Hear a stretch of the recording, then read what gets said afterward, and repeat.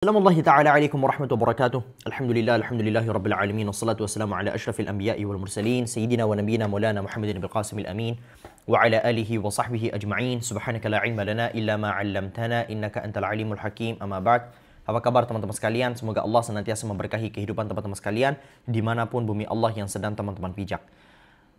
Pada kesempatan kali ini kita akan melanjutkan beberapa episode kemarin, di mana di awal-awal kita sempat membahas tentang kenapa kita perlu belajar sirah, karena kita membicarakan tentang sosok yang sangat mulia, yaitu Rasulullah SAW. Kemudian kita sempat membahas juga tentang nasab beliau dari Rasulullah sampai Nabiullah Adam, dari yang disepakati dan yang juga tidak disepakati. Kemudian kita juga sempat membahas tentang sejarah di muka bumi, di mana tujuan pembahasan mengenai sejarah bumi ini adalah tentang Nabiullah Adam. Kemudian kita sempat membahas tentang Nabiullah Syith alaihi salam yang melanjutkan estafet perjuangan ayahandanya. Ketika Nabiullah Syith berusia 105, beliau melahirkan sosok putra yang akan menjadi pewarisnya, yang akan melanjutkan estafet dakwahnya. Mengingat sebenarnya Nabiullah Syith ini memiliki putra dan putri yang begitu banyak, tetapi yang paling mantap, yang paling keren, yang dianggap bisa menjadi pewarisnya dan melanjutkan estafet perjuangan dakwahnya adalah putranya yang bernama Yanish atau Anush atau Anus, dan dengan berbagai macam versinya yang wallahu a'lam yang mana yang benar, tetapi berbagai macam versi itulah yang sampai kepada kita. Kedepannya kita akan sebut beliau sebagai Anush. Setelah ayahandanya telah wafat, ya, yaitu Nabiullah Syith alaihi salam itu telah wafat, beliau kemudian melanjutkan dakwahnya, dan beliau juga disebut sebagai seorang nabi. Kenapa? Karena beliaulah yang kemudian mengajarkan kepada para pengikut-pengikutnya tentang syariat, ya, yang kemudian melanjutkan estafet perjuangan dakwah ayahnya, di mana beberapa syariat pun turun dari ayahnya yang kemudian dilanjutkan. Diharamkannya menikahi saudara kandung, diharamkannya menikahi saudari kandung, dan seterusnya. Nah, kenapa beliau juga merupakan seorang nabi? Bukannya nabi itu cuma 25. Tidak, teman-teman. Nabi itu jumlahnya begitu banyak, luar biasa. Ya, begitu banyak. Di dalam Al-Quran, Allah Subhanahu wa Ta'ala berfirman, "Walaqad arsalna ilaika rusulan min qablika, walaqad arsalna rusulan min qablika, minhum man qasasna 'alaika wa minhum man lam naqsus 'alaik." Dan kami telah mengutus kepada kamu, wahai Muhammad, utusan-utusan sebelum kamu. Sebagian dari mereka telah kami ceritakan kepadamu, dan sebagian dari mereka tidak kami ceritakan kepadamu. Jadi sebenarnya jumlah nabi itu begitu banyak, rasul itu begitu banyak. Jumlahnya ada berapa? Ada dua riwayat, ya, ada dua riwayat. Riwayat pertama, di mana dua riwayat ini berasal dari sahabat yang sama, yaitu Abu Dzar Al-Ghifari. Riwayat pertama mengatakan bahwa Rasulullah SAW bersabda, jumlah nabi itu kira-kira adalah 124.000 ribu nabi. 124.000 nabi dan 315 rasul. 124.000 nabi dan 315 rasul. Itu riwayat pertama. Riwayat yang kedua mengatakan 120.000 nabi dan 313 rasul. Mana yang benar? Wallahu a'lam. Wallahu a'lam. Mengingat ini ada beberapa versi riwayat. Nah, apa yang membedakan antara nabi dan rasul? Nabi itu ada beberapa versi dari para ulama, ya, ada beberapa versi dari para ulama. Ada ulama pertama yang mengatakan bahwasannya nabi itu yang Allah Subhanahu wa Ta'ala utuskan syariat untuk dirinya sendiri. Sedangkan Rasul itu diutus untuk dirinya dan kepada manusia selainnya. Versi ulama kedua mengatakan, Nabi itu adalah tidak harus yang mendapatkan untuk dirinya sendiri. Dia bisa saja berdakwah kepada kaumnya, kepada pengikutnya, tetapi syariat yang dibawakan olehnya itu bukanlah syariat baru, melainkan melanjutkan estafet syariah dari sebelumnya. Maka dia disebutkan sebagai nabi walaupun dia juga mendakwahkan syariat itu kepada kaumnya. Sedangkan Rasul adalah yang membawakan syariat baru. Dan dengan berbagai macam versinya. Wallahu a'lam. Nah, jumlah nabi itu begitu banyak. Dan Anush itu dianggap merupakan salah satu dari nabi. Siapa itu Anush? Anush ini merupakan manusia pertama yang menanam pohon, yang menanam kurma, yang menanam biji-bijian, ya. Jadi dahulu manusia itu tinggal terima jadi. Mengingat jumlah manusia yang begitu banyak, setiap pohon, setiap buah manusia tinggal terima jadi, terima jadi, terima jadi. Kemudian beliaulah manusia pertama yang mendapatkan kemampuan dari Allah Subhanahu wa taala untuk memikirkan bahwasannya, oh, biji ini bisa ditanam, oh, kurma ini bisa ditanam, dan selanjutnya. Kemudian beliaulah yang kemudian dianggap sebagai manusia pertama yang mempelajari tentang tulis-menulis. Nah, jadi tulisan-tulisan yang selama ini kita dapatkan itu dianggap manusia pertama yang menulis adalah Anush. Beliau yang kemudian dianggap manusia pertama yang mempelajari tentang ilmu tahun. Jadi dulu manusia itu kan fokusnya siang malam, siang malam, siang malam, menjalani hari. Tapi konsep tahun itu belum ada. Siapa yang manusia pertama yang mempelajari tentang konsep tahun? Anush. Nah, kemudian beliau dianggap sebagai manusia pertama yang memberikan Ka'bah itu pintu. Jadi begini teman-teman, ada beberapa versi. Ya, Ka'bah itu proses pembangunannya itu ada beberapa versi. Ada yang mengatakan ya, yang menentukan lokasinya adalah malaikat, kemudian yang membangun pondasinya adalah Nabiullah Adam, dan kemudian yang menaikkan bangunannya itu adalah Nabiullah Syith, dan yang kemudian memberikan pintunya adalah Anush.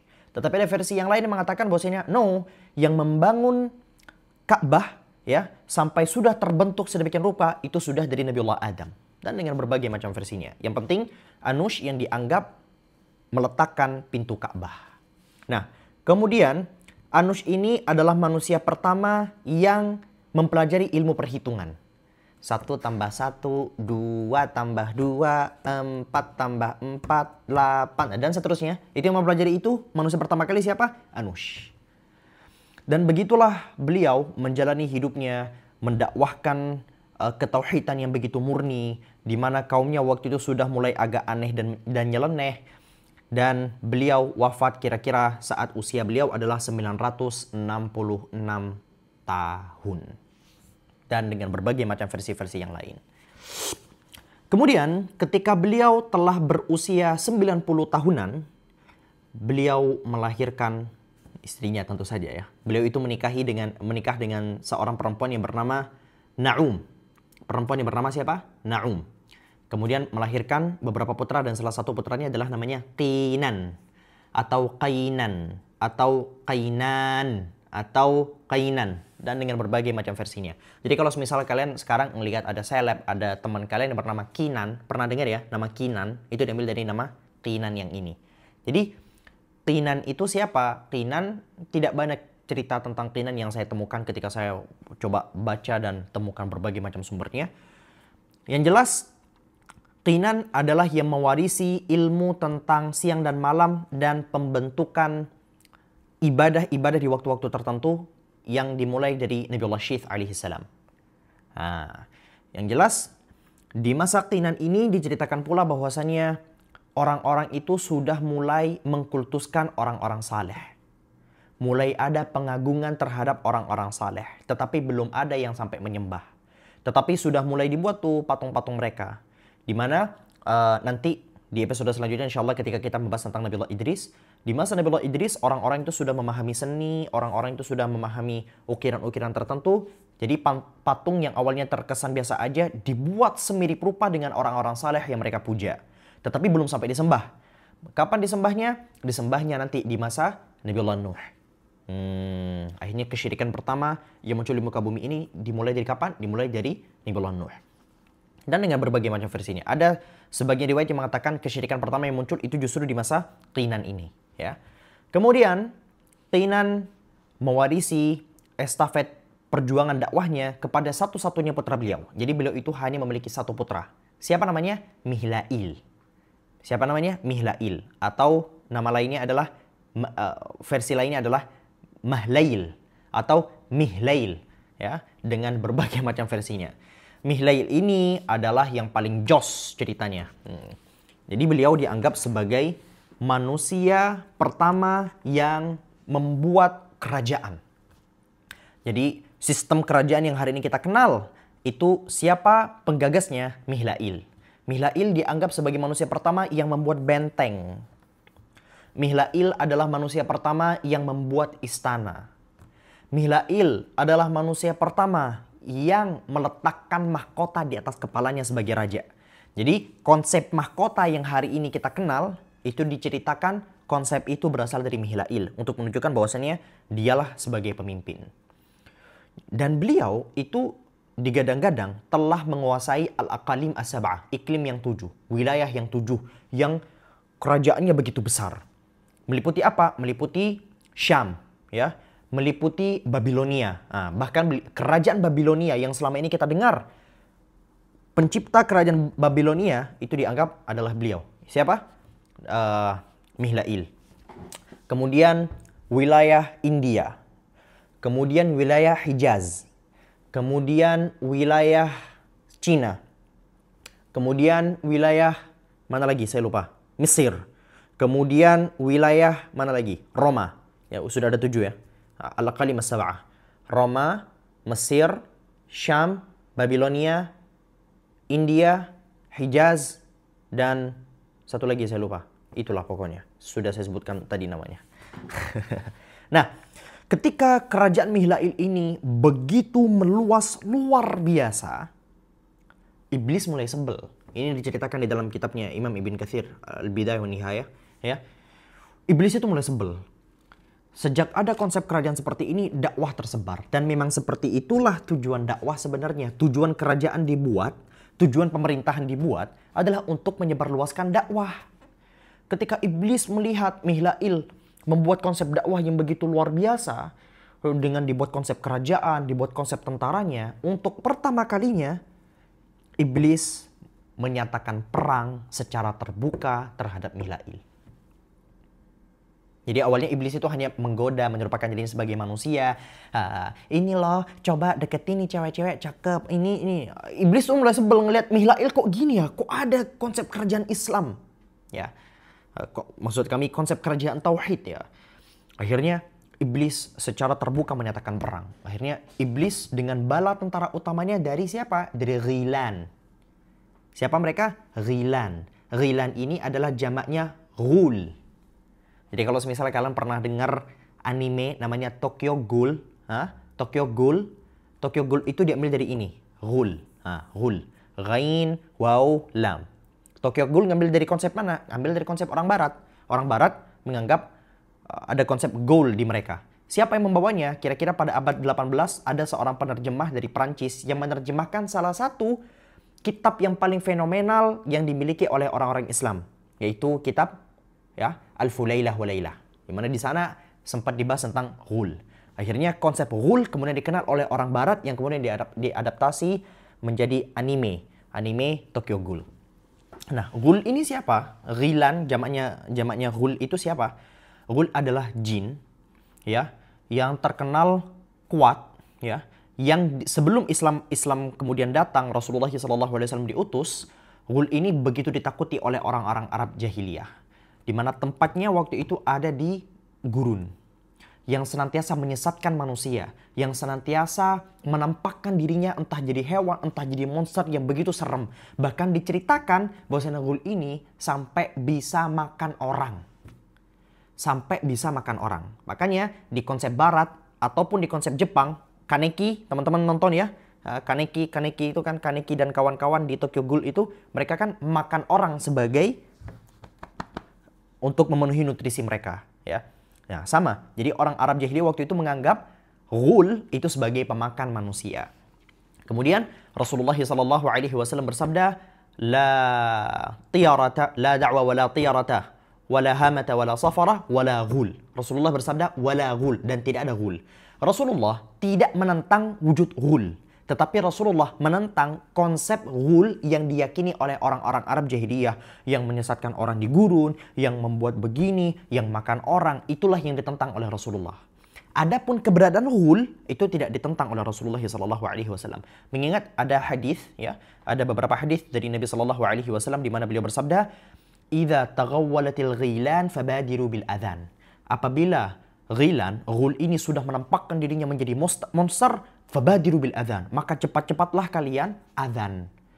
Dan ini merupakan salah satu cara bagi teman-teman ketika kalian ngeliat setan ya. Kalian ketika mungkin ya udah ketakutan dengan diganggu-ganggu setan, kalian langsung adhan. Allahu Akbar.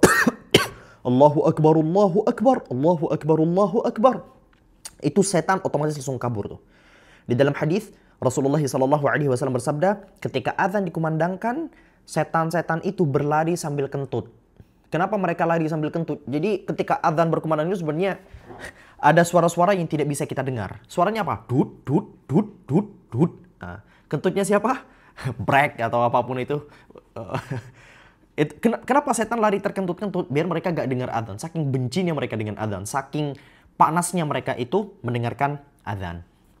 Nah, Rasulullah SAW bersabda, kalau ghul ini sudah menampakkan dirinya, jadi itu di Tokyo Ghoul itu, Tokyo Ghoul itu sebenarnya gak perlu tuh ada invasi perang-perangan tuh. Anime itu akan selesai kalau ada satu karakter yang muncul dan azan. Udah episode Tokyo Ghoul ada berapa season tuh? Sampai Kaneki yang awalnya rambut hitam dimakan sama siapa itu cewek, Riz ya. Saya lupa itu animenya, saya lupa udah terakhir nonton itu kapan. Itu ya, itu gak mungkin ada kalau Kaneki bisa azan. Kalau Kaneki bisa azan, gak mungkin badannya dimakan itu. Nah, kembali ke cerita tadi, iblis dengan bala tentara terkuatnya ya, yang diutus adalah Ghilan. Kemudian Mihlail ini kemudian melanjutkan dan melatih bala tentaranya dengan apa? Tidak hanya dengan persenjataan, tidak hanya dengan ini itu, tetapi dilatih juga dengan konsep tauhid yang benar, diajarkan dan dipilih tentara-tentara yang betul-betul bertakwa kepada Allah Subhanahu wa taala. Dan dari sana iblis dan bala tentaranya pun sangat-sangat terkalahkan. Nah, mereka itu semua terpojok gara-gara kekuatan yang dimiliki oleh Mihlail. Di mana kekuatan yang mereka miliki tidak hanya berupa persenjataan dan ini itu, tetapi berupa kekuatan dan keyakinan mereka atas tauhid yang benar dan jauh dari kesyirikan. Ini iblis mundur, bala tentara mereka Ghilan itu mundur, bahkan diceritakan bahwasanya jumlah yang mati dari setan itu begitu banyak. Sekarang muncul pertanyaan, emang setan bisa mati? Bisa teman-teman, setan itu bisa mati. Nah, sekarang muncul pertanyaan, apakah setan bisa membunuh manusia? Jawabannya bisa. Bisa juga. Tetapi kita sebagai manusia itu sebenarnya jauh lebih kuat dari mereka. Setan bisa membunuh manusia dari mana? Ada hadis Nabi SAW di mana waktu itu ada seorang sahabat yang berantem sama jin ya, dan dua-duanya meninggal. Jinnya meninggal, sahabatnya juga meninggal. Ini menunjukkan bahwasanya hal seperti ini bisa terjadi. Tetapi kita manusia hakikatnya jauh lebih kuat dari mereka. Imam Ibnu Abi Dunya itu berkata, setan itu sebenarnya jauh lebih takut daripada kita, ya, daripada takutnya kita kepada mereka. Setan itu hakikatnya lebih takut dari manusia dibandingkan takutnya manusia kepada mereka. Kapan mereka itu udah kegeeran dengan mereka itu kuat? Ketika kita takut. Makanya kalau ngadepin setan tuh, ya, harga dirinya dijaga. Kita tuh lebih kuat. Kita lah khalifah di muka bumi. Kita lah pemimpin di muka bumi. Mereka itu additional option tuh. Mereka itu memang saudara kita ya. Mereka memang saudara kita dari beda jenis. Tapi kalau misalnya mereka cari gara-gara, kita harusnya lebih kuat. Kita kuatkan diri kita dengan apa? Dengan takwa kepada Allah Subhanahu wa taala. Nah, akhirnya iblis terpojokkan dan Mihlail berhasil memimpin kerajaannya kira-kira selama 40 tahun. Di mana estafet perjuangan kerajaannya, estafet perjuangan dakwahnya setelahnya akan dilanjutkan oleh siapa? Oleh putranya, yaitu Yard. Atau versi lain Yarat. Atau versi lain Ilyar. Dengan berbagai macam versinya. Dan tidak banyak cerita mengenai Yard, dan kita akhiri cerita beberapa nama-nama tadi itu sampai Yard, di mana di episode selanjutnya kita akan membahas tentang Nabiullah Idris, atau nama lainnya adalah Khanukh atau Ukhnukh menurut beberapa ulama yang mengatakannya. Bismillahi ta'ala, mohon maaf kalau ada kesalahan. Hada wallahu subhanahu wa ta'ala al-misab. Subhanakallahumma bihamdika asyhadu an la ilaha illa anta astaghfiruka wa atubu ilaik. Wassalamualaikum warahmatullahi wabarakatuh.